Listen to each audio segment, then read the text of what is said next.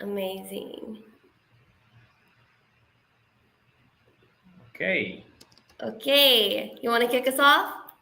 All right. Yes. So, welcome everyone to our Real Talk, Real Wealth. We're really excited for everyone that's here with us sharing these moments. We're going to try to be like super concrete. We have a lot of value to share with you guys. So, please have paper and write down. We also have the comments below. You can put any questions that you want us to answer live. And welcome. Awesome. Thank you, Josue. Again, thank you everyone for coming. My name is Jolene, but I also go by Joe. Tonight, I'll be kicking us off about a financial plan to help you save, grow, and invest your money. Before that, I just want to say thank you again so much for having me today. I truly appreciate the opportunity to help introduce and discuss options and show you ways to help guide you through important decisions on learning how to save, grow, and invest your hard-earned income, right? So just a little bit of background about me. I am a financial strategist with Freedom Equity Group, and I'm an independent agent. And I have been in the insurance field for about a little over 3 years now. So it's been very promising, and my career with Freedom Equity Group has been very strong. Right now, I stand as a senior national vice president, and I can't wait to see where else this opportunity takes me and the lives that I get to help change and protect, right? So while we get started, I'm going to go ahead and share screen here real quick. Excuse my voice. We went to the parks yesterday, so it's a little shot, but I'm going to do my best. Let me know if you can see my screen. Yes, we can see your screen now, Joe. Okay, awesome. Sounds great. So, kicking us off here, I just want to shed light on our nation's financial health, right? So, we're facing some big numbers that impact all of us, right? So, right now, our national debt is at a staggering 36 trillion. The average debt per taxpayer is at 323,000, and our national student loan debt is at 1.7 trillion dollars. And then lastly, our national credit card debt is at $1.3 trillion, right? So I actually got these numbers from usdebtclock.org, which is a very eye-opening website. If you haven't visited yet, I would definitely write it down. My economics high school teacher showed me this website, and it really got me into learning more about numbers and economics and finances, right? So if you want to know how much debt America is in, you will see an active rolling clock per millisecond showing how fast America is growing into debt, right? So knowing this, according to Vanguard, 70% of baby boomers, the people born between 46 and 64, have not saved enough for retirement. And according to Market Watch, early millennials, people my age and a little bit older, 49% of us will have inadequate income at age 70 due to Social Security benefits being smaller and people just not saving enough in their traditional pensions or in their 401k accounts because they don't know how they work, right? So knowing this, no matter if you're 19 or 65, I ask the same person the same question every single time.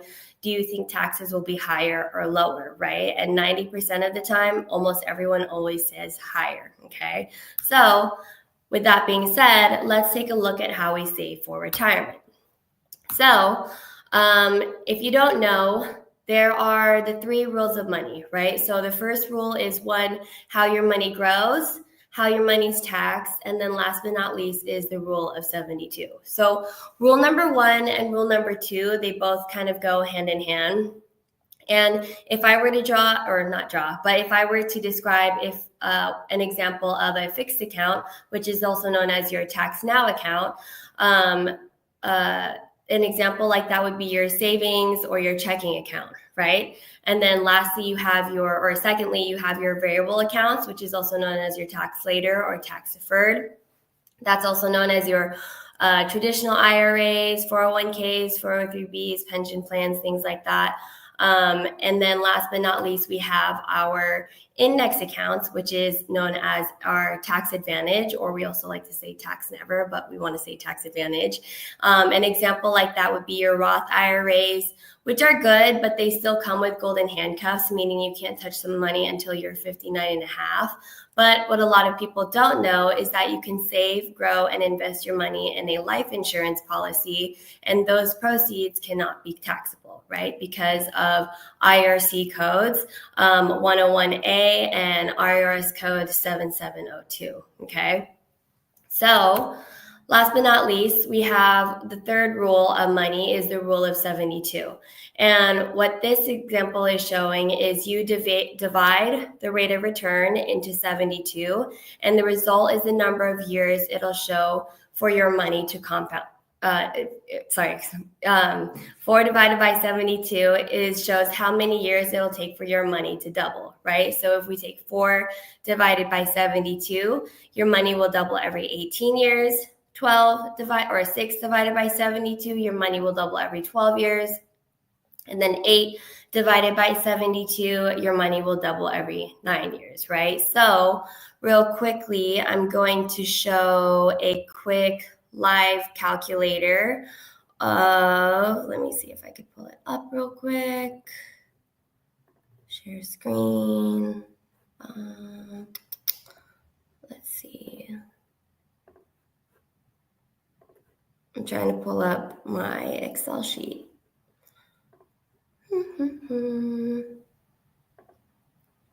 Nope, hold on. I'm new to this. Too high tech for me. I'll just do my entire screen. Oops. Let's see, share screen.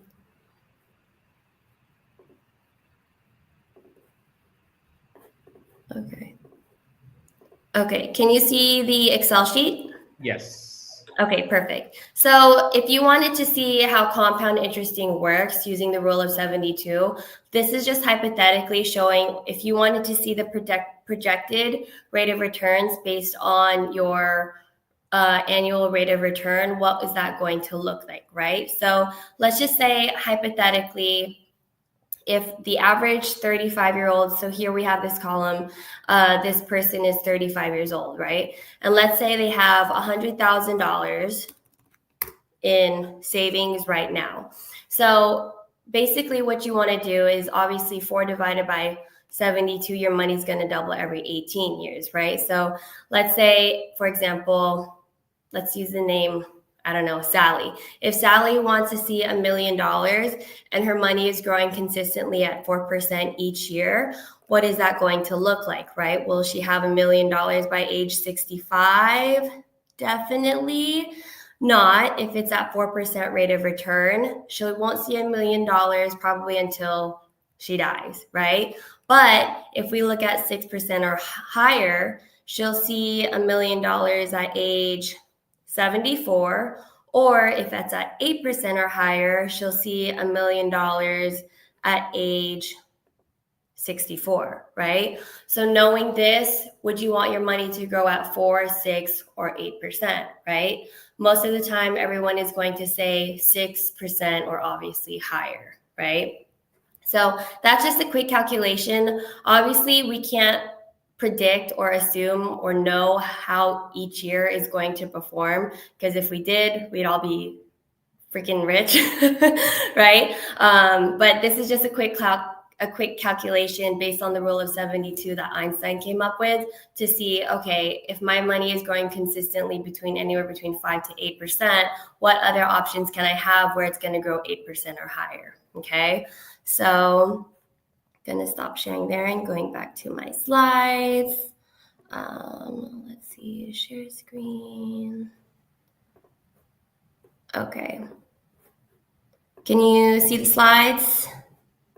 Yes. Okay, perfect. Thanks, Josh. Okay, hold on. I need to make this like, there we go. Now I can see. Okay, then last but not least, let's talk about the high cost of waiting, right? So what this example is showing is a monthly investment required to accumulate $1 million based on 8% annual compound. to the age of 65, right? So basically, let's say 5-7 years ago, if I was working back at my corporate job and making promising money in the 9 to 5, and if I wanted to reach $1 million by age 65, I would have to save $286 a month for the next 40 years just to reach $1 million to age 65. Okay. But as you can see, the older we get, the more expensive it is, right? If I wanted to wait when I'm 35 years old, I would have to save $670 a month for the next 30 years just to reach $1 million at age 65. By that time, I probably have my own apartment. I probably have a car. It's going to be harder to save. But if we wait while we're older, let's say if we're 55 years old, you have to save almost $5,466 a month for the next 10 years just to reach $1 million by age 65. By then, it's probably forget about it, because by then you have kids, you have mortgage, you have bills, you have credit cards, you probably have kids who want to go to college, and saving $5,000 a month is probably just not that feasible, right? So knowing this, the younger we are, the more feasible it is, versus the older we get, it becomes more harder to save if we want to have $1 million by the time we're 65 years old, right? So last but not least, we also have the enemies of investors. So here, just imagine you have two investors. Back in 2003, they both start with $100,000, right? So now let's take a look at the S&P, right? So which is the S&P. So the purple line is going to represent the index, and then the red line is going to is going to represent the S&P 500, right? So let's just say market volatility, 401k plans, 403bs, things like that, right? So in 2003, you have two investors.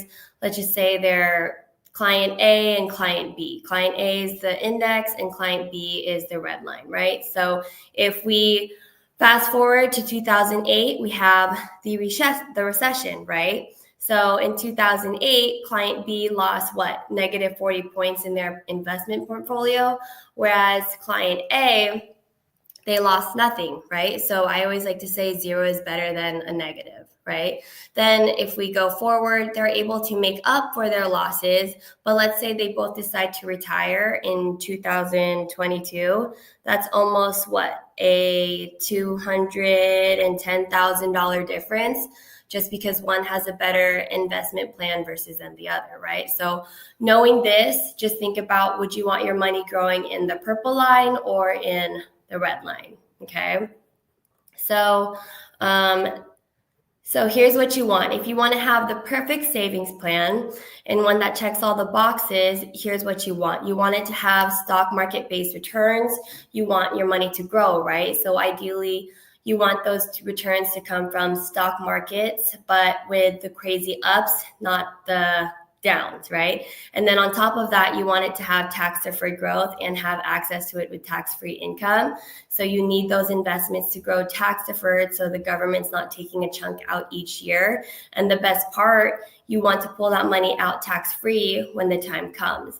And then last but not least, you want it to have a guarantee against loss. And you want protection, so that money won't disappear even when the market is having one of those rough days. And that program is the IUL. It's an Index Universal Life. It's an equity index life insurance contract. It's backed by companies with over 100 years of history and supported by IRS codes that allow you to have access to your savings tax-free without penalty. And you don't need to wait until you're 59 and a half. So whether if you need it for a supplemental retirement income, covering emergencies, business expense, college, weddings, etc., the world's your oyster, right?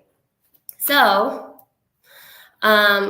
these options only matter if we can earn enough money to fund our savings program, right? So, but here's the question. What is your family's most valuable asset? Is it your house? Is it your car? Is it a family heirloom, right? A lot of people probably will say their house, their car. Well, it's your ability to earn an income, right? The most valuable asset you have is your ability to earn an income. Without your income, how would you manage your daily expenses, your lifestyle, your long-term goals, right? So, what happens if the income stops? Well, according to MarketWatch, 70% of US workers are currently living paycheck to paycheck, right? So today our income covers expenses, but what happens if the income stops, right? Then we have debt exposure. A catastrophic event means lower income and potentially higher expenses, right? So what are your savings? You can deplete your savings. Last year, 67% of Americans did not save a penny. You can sell your assets, sell your car, sell your jewelry, or you can borrow money from others, open a GoFundMe account.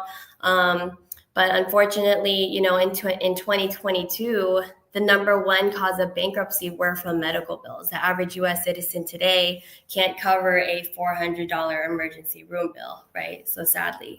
And then lastly, you can also rely on your spouse's income, but that's also forcing them to work an extra 2 or 3 jobs.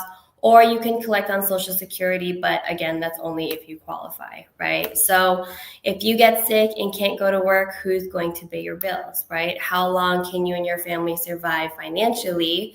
So would you have to sell your house and live in your car? But then what happens if you have to sell your car? Then how can you afford things like health insurance or paying for your kids' tuition, savings, or something as simple as putting food on the table, right? So with that, I'm excited to introduce a new standard of life insurance is policies with living benefits, right? So a lot of people don't know that life insurance, they think that you have to use it, you can only have access to it while you die. No, honey, you need an upgrade. There are policies out there that now have living benefits with no additional cost, right? So basically, if you ever need to file a claim, whether it's chronic, critical, or terminal illness, you have access to it while you are alive, right? With just one policy. So as we're coming to the tail end here, living benefits was first introduced to the US in 2007. It is an insurance policy where you become the primary beneficiary, but last but not least, it changes the concept of how you use life insurance, right? So you use it while you are alive, not while you're dead, right? So now you're probably thinking, how does this have anything to do with saving, growing, and investing, right? Well, here's the magic part. I'm going to give an example of a buyer persona, right? So here I want to introduce to you Selena Messi. She is a 35-year-old administrative assistant living in Orlando. She earns $48,000 a year, rents a 1-bedroom apartment, no children, and is focused on her career, right? Within her free time, she enjoys working out, spending time with friends, and is financially responsible. But she's eager and looking for ways to improve, to save, grow, and invest her money so that she can reduce her debt, but also build wealth and eventually transition to renting from renting to owning a home, right? So let's say Selena connects with someone like me or Josh, and we do what we call a financial needs analysis, right? And basically what this is we look at her debt to income ratio. And based on her her monthly income and how much she has on expenses monthly, on top of Netflix, Spotify, gym, groceries, right? It tells me, okay, well, Selena needs at least $500,000 in life insurance in case something were to happen to her. But this is the most important part. We're looking for the money where she wants to know how much she can save, but doesn't know where to start. Well, we found the money based on how much she makes, and after her expenses, she has about an extra $700 a month. Now, that doesn't mean we're going to put all of it in savings. It's up to her. But obviously, I would like to say let's just put half and see where that gets us, right? So for $350 a month, the insurance company is going to give her what I like to call an immediate estate. So for $300 a month, the insurance company, based on her age, gender, and health, will give her $300,000 in living benefits, right? Now, instead of putting $350 a month into an IUL policy versus a 401k, here's the difference. If she was putting this in a traditional savings program, she would probably give it to like a money manager, a stockbroker, and she has no control or no idea what market allocations her money is going into, right? Well, here I'm being transparent with Selena and letting her know, okay, Selena, we're going to put 50% in the S&P, 25% in the Barclays, and 25% in the Dow Jones, right? And if you don't like how it performs a year from now, it's 100% up to you how you want to reallocate it, right? So this is what it's going to look like. Now, I know it looks like it's a lot of columns, but I just want us to focus on the first two rows here, right? So what we're looking at is the historical market performances of the S&P 500 index and how it grows in a life insurance policy, right? So from 2005 to 2024, the S&P 500 index had an 8.42 rate of return. Remember how I said if you want your money growing at a 4, 6, or 8%?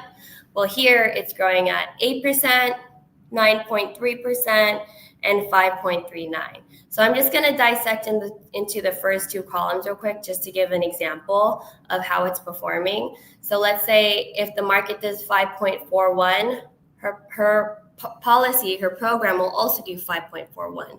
But if it does more than 12, she's capped at 12, right? But if we go down to 2008 where we had a recession, here the market did negative 40 points, but Selena's policy actually got credited 0.25%, right? She actually made money on a down market.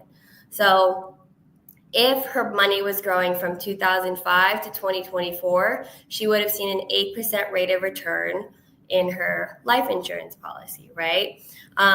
So high level, that's pretty much what it breaks down to. The Barclays is one of my favorite allocations just because it has a 210 participation. So whatever the market does, we actually get double. So if the market does 4.39, we get 9.23, okay? And then here, the Dow Jones, it's 100% participation with a 3% spread. So whatever the market does, just minus 3%, you get 3%.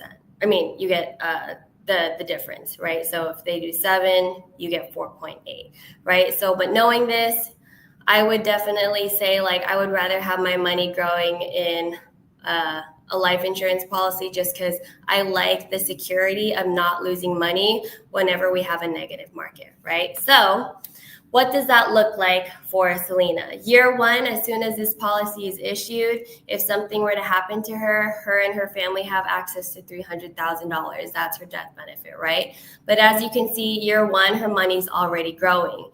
If she lets that sit in the span of 30 years, by the time she's age 65, she would have invested $126,000.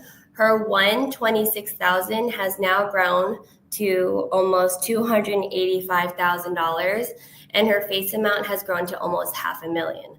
Now, I really want to emphasize that these are conservative numbers. As an insurance company, we never want to overpromise or underdeliver. We always like to give conservative numbers just because we never know how the market is going to fluctuate, right? But if you want to see a projection of what your money can look like, this is like the worst case scenario. This is if the market is strong, and then current interest on 6.57 is if the market is like really strong or higher, right? But let's say if she decides to keep it in longer and wait till she's 75 years old, still keeping and locking it at 126,000, that 126 by the time she's 75 would have turned to $500,000, right? So yeah, I would say that's a yes for me. So if you're looking to ways to save, grow, and invest your money, by the time she's 75, she can use this money to retire, pay off her house, maybe pay off her daughter's wedding or something. I don't know. The world's her oyster, right? So basically, that's all I wanted to share on my end. And if anyone has any questions or wants to get started, you can reach out to me or Josh, and we'd be more than happy to help. we actually have some questions in the Oh, comments. okay. Oh, There's great. one. Hold on. It says, "What's the minimum amount of money to save per month and be able to really get cash back?" The minimum amount of money to save per month and to be able to really get it really just depends on anyone's financial situation. There can't be a specific number because not everyone can do $300 a month. Not everyone can do 800 or 2,000. Some people can only do 150, right? So each program can be strategically built to each client. But that's an amazing question. And then, is this a monthly meeting, follow-ups, and can I invite friends? Yes, of course, you can invite friends. We can definitely do follow-ups. And if you want this to be a monthly meeting, we can totally do that. It's up to Josue. I'm down if you're down. But yeah, that's a great question. And to learn from my policy. Can I invite friends to join the call to learn from my policy? Yeah, of course. I mean, I think it also comes down to agent-client privilege on depending on how much you want to share with your friends based on your financial situation. But for legalities, I can't post anyone's public financial information, but if it was just like an ABC conversation offline, we can totally do that. Any other questions? Also, can I see the performance of the cash on a site? Can I see the performance on a site? So once you get your policy issued, you can see how your monthly contributions are performing annually. I wouldn't check it every month because it's not going to make a huge difference because obviously market allocations are based on rate of returns annually, if that makes sense, right? So yeah. What if a period of time I can't pay for my policy? So within each policy, there are minimums. So say if you can't do $300 a month or $100 a month, and you are, say, hypothetically experiencing financial hardship, you can always reach out to your account manager or myself and say, hey, I need to dial it back. And basically, let's say if you're doing 150, the minimum you would have to keep your policy active is 50% of that. So that would be what, like $70 a month for the next 10 years, just for you to keep your policy active. And let's say if you do start to create more income and want to go back to $150 a month, you can totally do that. Great question, Alejandra. Meaning on a website also. Also, can I see the meaning on a website? Not that I'm familiar with. I don't think so. Hopefully I'm answering that question correct, Andres. Yeah, I think he meant for the previous question about the performance. So, yes. Okay. Sounds good. Are there writers or so let me see. Are there riders or add-ons? So chronic, critical, and terminal illness don't have an extra fee in terms of like riders. There is, depending on the product, there could be a disability rider, and again, depending on the product, there could be a waiver of premium, just depending on the insurance carrier and the products that the client decides to apply for. Cool. Any other questions? No? Okay. That's pretty much all the questions. So thank you for all the questions. We know this is a lot to cover, so probably we'll do a second session, and you're more than welcome to come, and we definitely always take also like in one-on-one consultations, which we prefer, so we can go over your personal cases. Mm-hmm. So, all right, so let's talk a little bit about real estate now.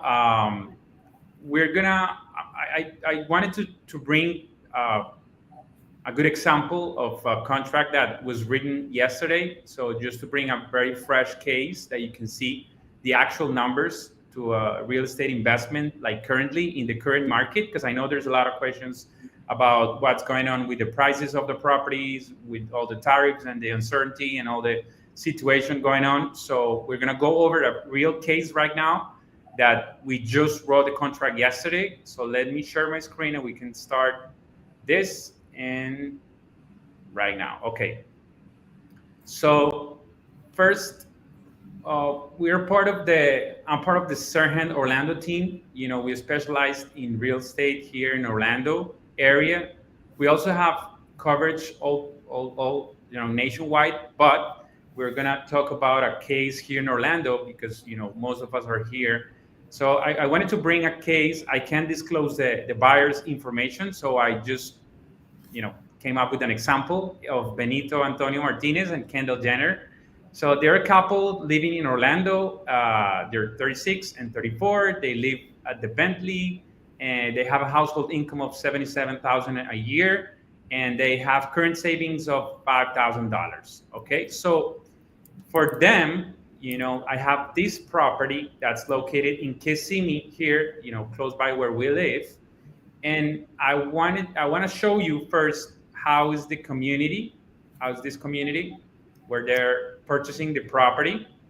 This is a very nice community because it has a lot of amenities. I know for right now amenities it's a super important thing for families because we have pets, we have kids, or we planning to have kids in the future. So this community has a swimming pool, a clubhouse. We have a gym in this community. We have also a dog park. We have a splash park. We have a playground for kids. We have a baseball field. We have basketball court. We have tennis court. We have soccer field. We have pickleball courts. We have volleyball courts. Trails to walk, to run, and this is how the kitchen is gonna look like. So this is a real example of a community that's here, Kissimmee. To be more precise, it's 20 minutes from where we live. We live very close to Disney Springs for everyone that's listening, and this is a community where you can actually purchase property right now. So let's go over the numbers because I know that's where most questions are. So let's see how the numbers are going to look like for this property. So this is the real contract. Of course, buyer's name is not showing because of privacy. So this is the actual address of the property. And if you go here, when you have a purchase and price contract, you will see all the important numbers. So this was a property that was based on $324,000. That's the base price of the property. But since we're in a really interesting market right now, buyers are having access to a lot of incentives and discounts. And that's one of the things we covered in our live event that I was saying, because there's more uncertainty right now, you can negotiate prices better. So in this case, for this contract, we were able to negotiate $28,500 in price discount. So the base price went from $324,000 to $295,890. So this was the final number of the property. This was the price that the buyer purchased, Benito and Kendall Jenner. And we also were able to get closing cost prepaids from the seller. What is that? So a closing cost prepaid, it's called also seller assistance, is when a seller, the owner of the property, is willing to give you money to cover your closing expense. What is the closing expense? When you purchase property here or anywhere else, you're going to have notarization fees, you're going to have title fees, you're going to have transfer fees, you're going to have taxes on your transfer, and all that we consider as the closing expenses or the closing cost. So in this case, the seller is going to provide $18,900 to cover the closing cost for the buyer. And again, this is an actual real case of a contract yesterday. So this is something that is happening right now on the market. So if you see, we were able to get $47,400 as far as advantages in negotiation. That's why I call it. Why? Because right now, a lot of people it's afraid about the future. So there's less buyers right now. So this is something we call a buyer's market. When is a buyer's market? When there's less buyers, so the sellers have like the are in the position to negotiate prices more because the less buyers, the better position are buyers to get into a better negotiation. So this I'm gonna show you to purchasing this property, what would be the monthly cost that you would carry if you were to finance this property as an investment, like it's our case with these two buyers. So purchase price $295,890. It's a 3-bedroom, 2.5 bathroom home. It's a townhome. The area of this property is 1,600 square feet, which is a real good space. You know, it has 2 stories, a beautiful kitchen. It's a new property, by the way. So everything's new. It comes with appliances. It comes with a freezer. It comes with the oven. It comes with the microwave and all the appliances. And this, in this case, because the buyer had a real good credit score, he were able to access a program putting only 5% as down payment. We're gonna understand in a few moments how to build a good credit score, which is super important when you purchase property. Because when you purchase property, the down payment amount depends on how is your current credit score. In this case, he had a really good credit score, which we're going to show you how to build in just a few minutes. And because of that, he's only putting 5% as down payment. So his down payment was $14,795. His closing cost is going to be somewhere around $17,000. But remember, we got in the negotiation $18,900 from the seller. So the seller in this case is covering all the closing costs for the buyer. So he's not going to have to put any dollar for his notarization, transfer taxes, finance, anything. He's going to pay his appraisal. You know, appraisal is really important because it's when the bank sends someone that is an expert on the community, on the subdivision, and he's going to appraise the value of the property. He's going to make sure that property is worth that what it's been selling for, right? Which is important. And then the home inspection, because you want to make sure the property is in well condition. In this case, it's a new property, so we don't need a home inspection. But if you purchase a property that's in the market that it's been used, you should definitely do a home inspection. So his cash to close, so the money that he's actually putting to purchase this property, it's $4,748, which is not a crazy amount of money if we're considering that it's buying a 3-bedroom, 2.5 bathroom property in Kissimmee, which is close by Disney Springs, close by all the amusement parks here in Orlando, and on top of that, it's a new property. Okay, so what's going to be the monthly payment of this family? Okay, they're going to have a loan amount. With the loan amount is what the bank is going to finance for this property. He's going to put, we saw in down payment only 5%, so the rest, the left for 95% of the price of the property is going to go to a finance loan, right? So it's going to be for $281,000. The interest rate is going to be somewhere around 6.3.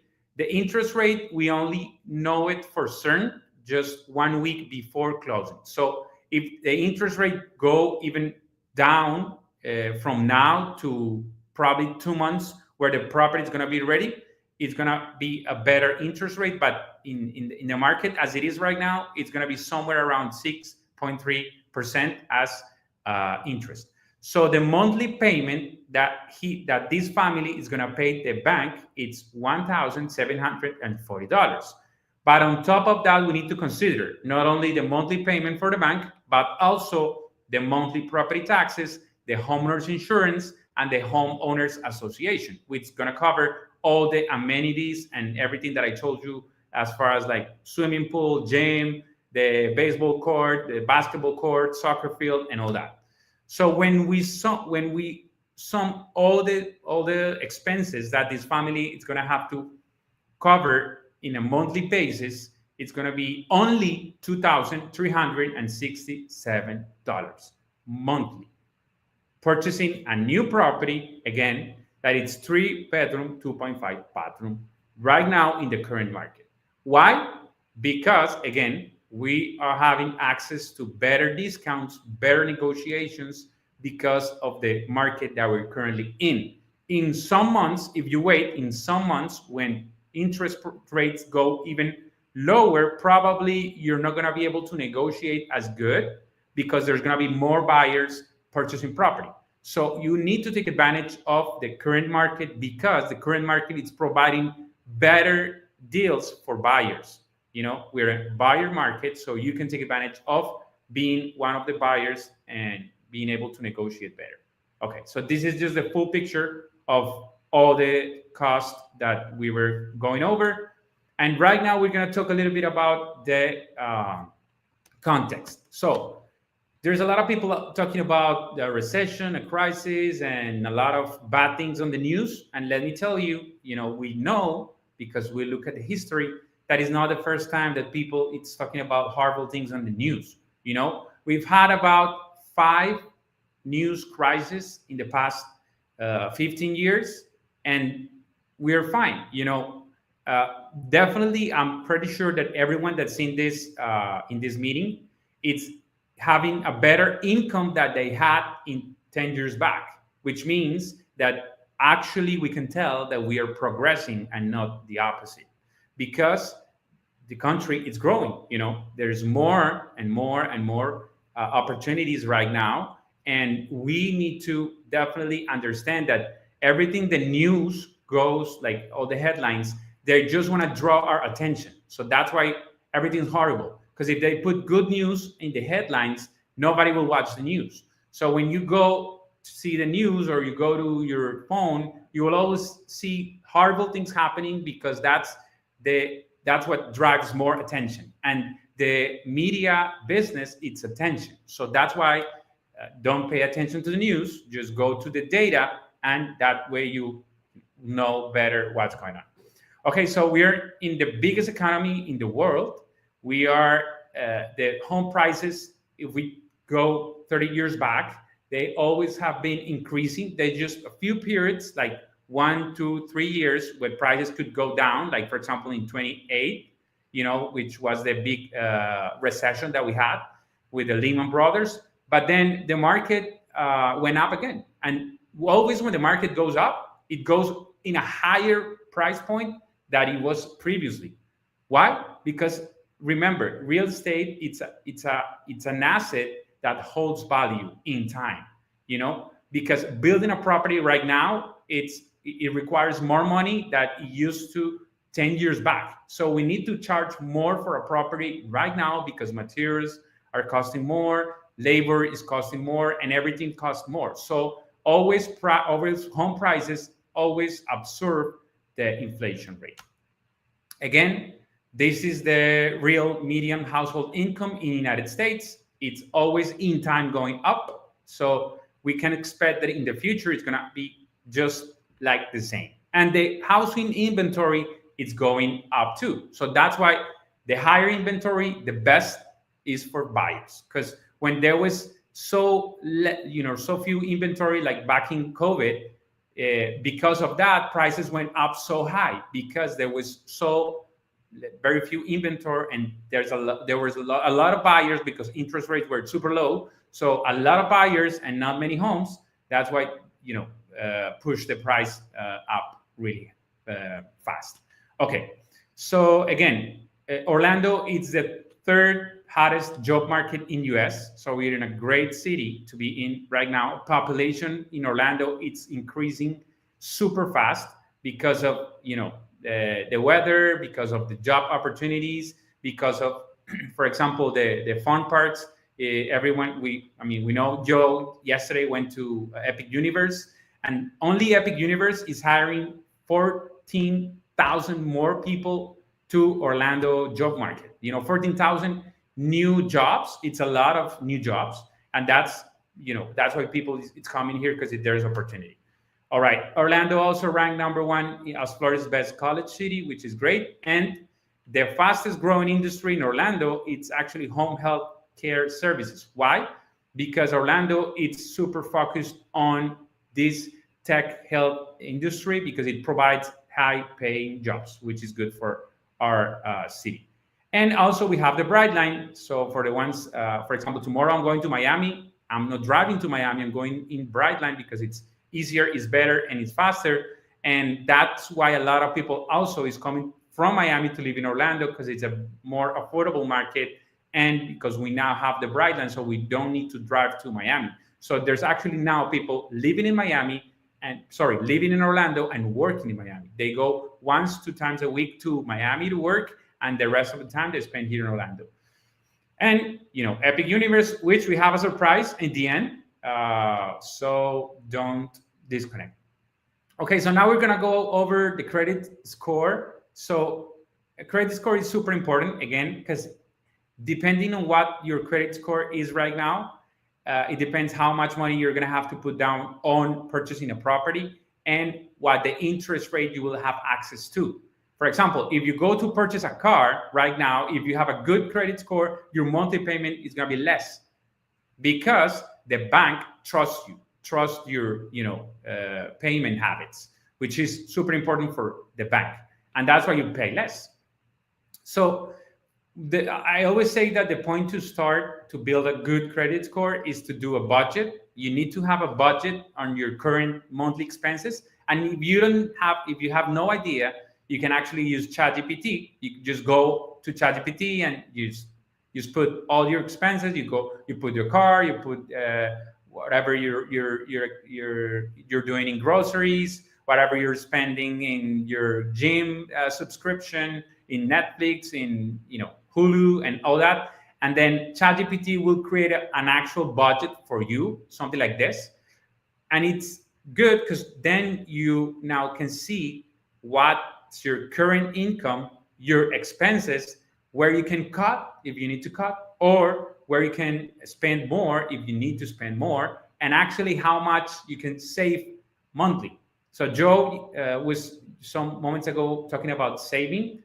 Saving is key for financial freedom, and you can set a savings goal if you don't know how much you're earning and spending every month.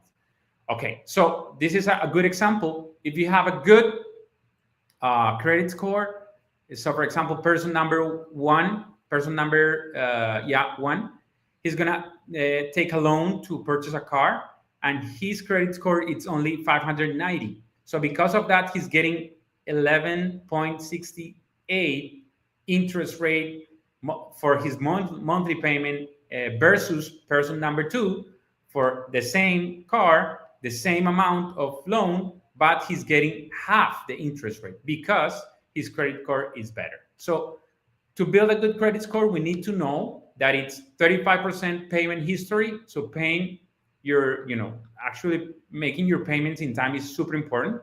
I always say, if you are not going to be able to pay in time this month, you can call the bank and tell them like, hey, I'm having a situation. I'm not going to be able to pay in time this month. And they will probably provide you with solutions. But you should not definitely just, stay silent and not pay, because that's going to hurt directly your credit score, and that's bad. Again, that same thing happens with everything, with your rent, with everything. So that's the first and most important thing in building a good credit score. Second is the credit utilization. So if you use more than 20% the capacity on your credit cards, it will hurt actually your credit score.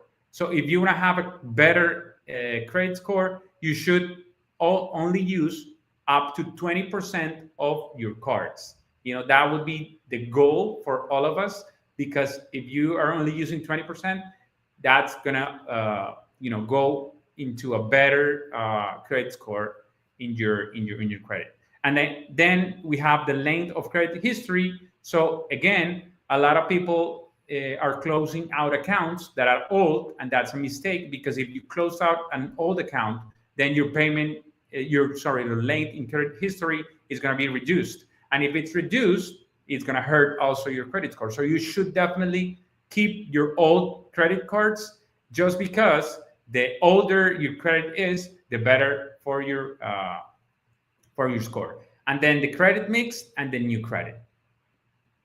So if you go online, if you don't know what's your current credit score, you can definitely go online to Experian.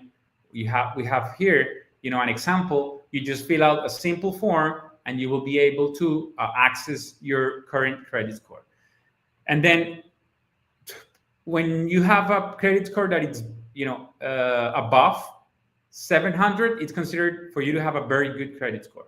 So go check your current credit score, and if it's not 700 plus, you need to work on your credit score. If you don't know how to do it, you can definitely, reach out, and we'll help you build a better credit score just with simple steps, and that way you can prepare yourself to start investing in real estate and starting having access to better interest rates when it comes to loans. And then common mistakes: late or missed payments, maxing out credit cards, closing all accounts, and ignoring credit reports or errors. This is something else that it's important. You need to be checking your credit score at least once a month, but I recommend you do it once a week. Why? Because there's always errors. For example, when you pay your rent, they probably didn't report that you pay your rent in time, and it's gonna hurt your credit score. But if you did pay in time and you don't check your credit score, then that error is gonna be hurting your credit score for the future. So if you go online and you check that there's an error, you can report that error and you can make it fixed. And if you make it fixed, then it won't hurt your credit score for future opportunities as far as like purchasing property. Okay. And then why is it important? Again, because if you're purchasing a property, then it all is based on your current credit score, unless you're going to pay cash. But it's not realistic for any of us to have that amount of cash just sitting in the bank.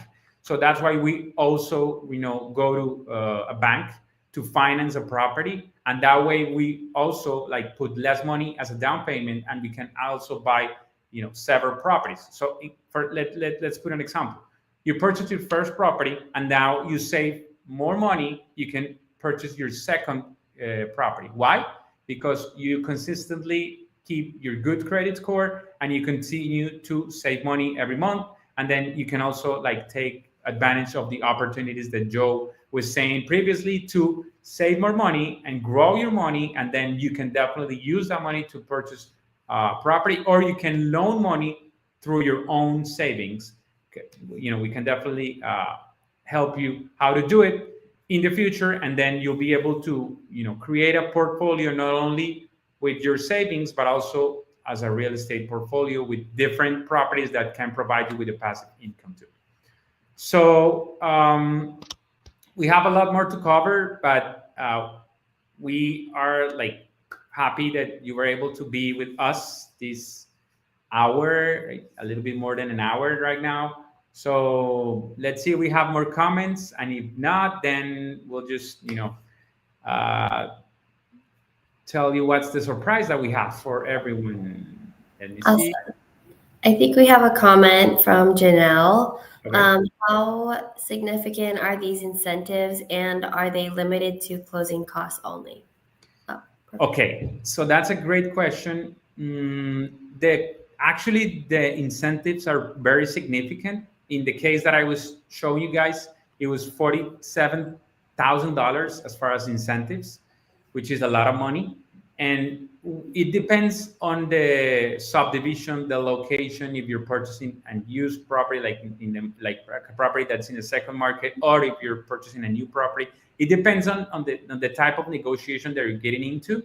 But again, right now, we are in a buyer's market, so buyers right now has the power to negotiate better because there's not many buyers out there right now, and that's why sellers right now are super incentivized to give like good discounts and everything. So this is something that we've seen for, I would say, 3 months, starting from 3 months back, and it's something that I think it's going to continue till the interest rates drops. When the interest rates drops, probably the market's going to switch because more buyers will come out to purchase property, and then probably we can continue with this amount of incentives and discounts.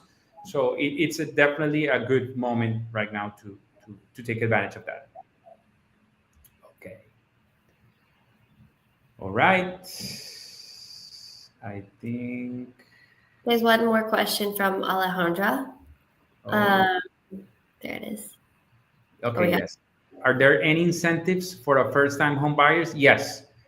This case that I'm showing you, it is actually a first-time home buyer. We got in under contract yesterday. So when it's your first time purchasing property, you also have incentives to cover your appraisal. So you won't even have to pay for your appraisal.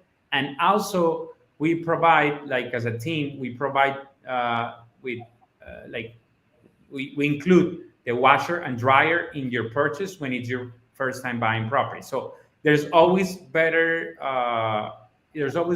like incentives when it's your first time, because we all know it's your first time, so the builder will give you more money, so it's going to be a better incentive for you. The government and the bank will give you probably a better rate because it's your first property, and we as a real estate team also will provide you with more incentives. So it's good to be a first time home buyer right now. Okay, good. Another question for Andres: is there a website so I can check out the ratings for homes? Yeah, that's a great question. Thank you for bringing that up, Andres.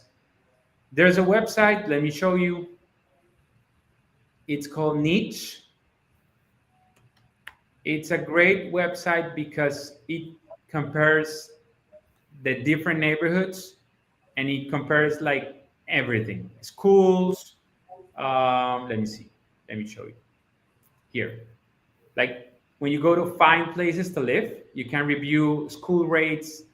So let's put on an example. Oh, there's also like ratings comparing all the neighborhoods in the country, and they'll tell you which are the best neighborhoods as far as like affordability for housing, schools, and everything else. So let me show you an example here. For example, if we put Winter Garden, which is a real good neighborhood to purchase in right now.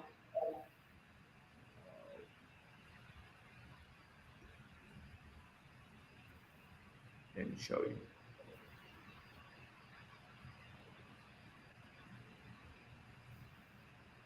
No.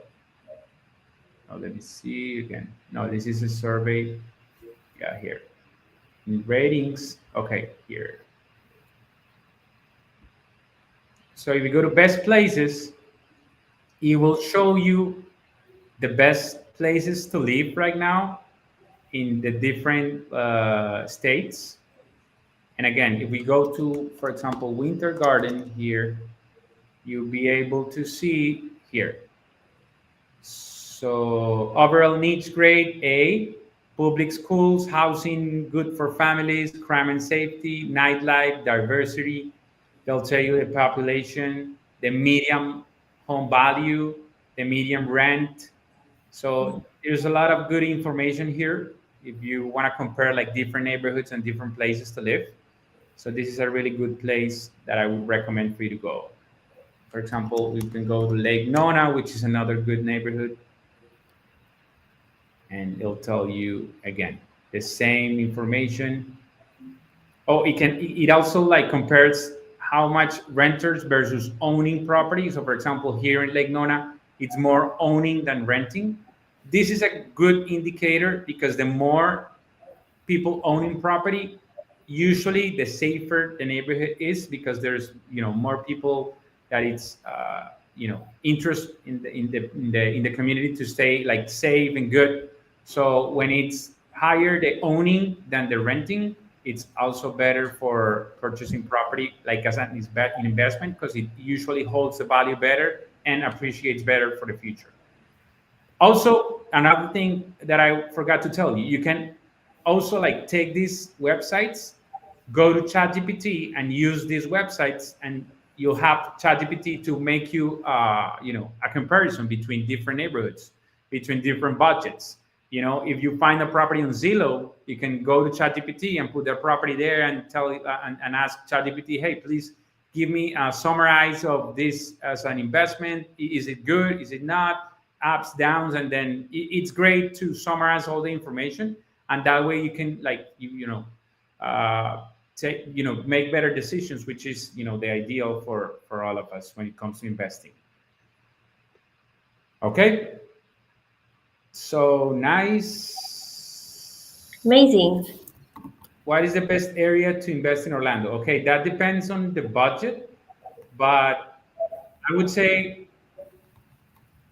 you definitely need to check out the schools. When you have good schools, it's usually the better places to invest because when you have good schools, people want to live in those places. And when you have people wanting to live in those places, that is demand. And the higher demand, the better for the prices to appreciate in the future. So, for example, in Orlando right now, the hottest neighborhoods is one of them. It's, of course, Lake Nona, Winter Garden, Winter Park. There's some areas in like close to downtown, like for example in the Packing District. There's some places that are becoming more interesting, but it depends on your price point. So when we sit down, we want to see what's your budget, how much you can save, how much would be your down payment, your monthly payment, and then we can see what properties out there are between that price range and make a better understanding of what you could purchase as far as like investment property. So okay, Joe, we are now ready for the surprise. Amazing. So, our amazing surprise, and the reason why my voice is completely shot right now, is because Josh and I have an exciting raffle for our upcoming event on May 30th, Friday, right? At Yes. 6 p.m. It's going to be an in-person event. It's going to be called Equity and Espressos. And we're going to be doing a raffle for anyone who, let me do this part. Hold on, let me separate it. Oh no. I lost it. Can you see me? No, yeah, we can see you. Okay, yeah. Yes. So in person, we're going to be doing a raffle for, drum roll, Josh. Okay, here it is. 3, 2, 1. Epic Universe. Yay! May That's 30th, great. Friday, for anyone who comes to our event in person here in Orlando. Josh and I are going to be giving away 2 free tickets to Epic Universe at our event. Equity and espressos. It's going to be obviously espresso martinis, learning more about equities and finance and how they can all sync together.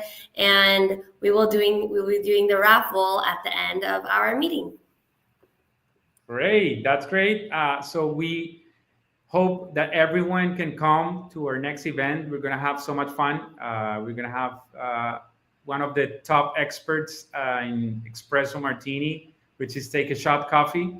We're going to have them there doing some espressos. We're going to share some more knowledge. We're going to talk a little bit about fix and flip, because a lot of people has reached out to me asking how they can do fix and flip, or how can they rehab a property to then sell it for a higher value. We're going to talk a little bit about, of course, saving and portfolios too. So please make sure you go. And then also you get a chance to win a ticket to Epic Universe, which was great for what Joe was saying yesterday, right? Yeah, it's so fun. I'm definitely going to be going again because like yesterday, some of the rides are closed, but next time my husband and I definitely want to get the full experience, have the shows, do the fireworks, the whole 9. So yeah, we're excited. Super Mario World, Dark Universe, Harry Potter, How to Train Your Dragon. It's all really exciting stuff. And it's going to be a complete game changer to Orlando and its economy and the amount of tourism is going to bring in. So you're definitely going to want to be a part of that. So yeah. Awesome. So thank you everyone for joining. Please stay, connected with our social media. We'll send you some more information, and we'll definitely want to see you guys in a one-on-one conversation. Maybe if you're interested to, giving that next step. But we appreciate your time. So thank you. We're glad you were here. Thank you guys. Thank you, Josh. And we'll see you guys on May 30th. Yes. Thank you, Joe. Have a good night. Bye-bye. Bye.